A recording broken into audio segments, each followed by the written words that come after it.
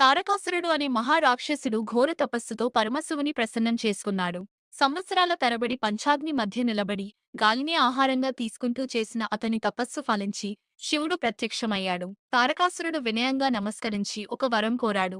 ప్రభో, నా మరణం మీ కుమారుడి చేతిలోనే సంభవించాలి. ఆ సమయానికి శివునికి సంతానం లేకపోవడంతో ఆ వరం అతనికి అజేయత్వంలా మారింది.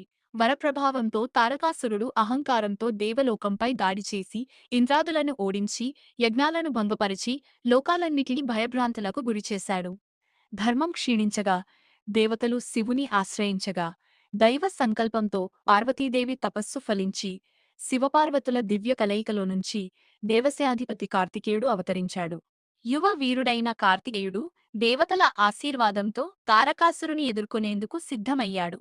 యుద్ధరంగంలో ఆ ఇద్దరి మధ్య భీకర సంగ్రామం చోటు చేసుకుంది. తారకాసురుని మెడలో అమృతమయమైన శివలింగం ఉండి అతనికి రక్షణగా నిలిచినా దైవ సంకల్పం ముందు అది నివలేకపోయింది. కార్తికేయుడు తన దివ్యశక్తితో ఆ లింగాన్ని ఛేదించగా అది 5 ఖండాలుగా విరిగి భూమిపై పడింది. ఆ 5 భాగాలే పవిత్రమైన పంచారామ క్షేత్రాలుగా వెలిశాయని పురాణాలు చెబుతాయి.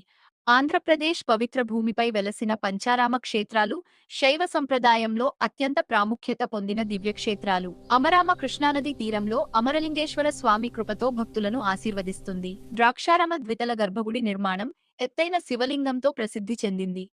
కుమారారామ చాళుక్యుల శిల్పకళా వైభవానికి ప్రతీకగా నిలుస్తుంది.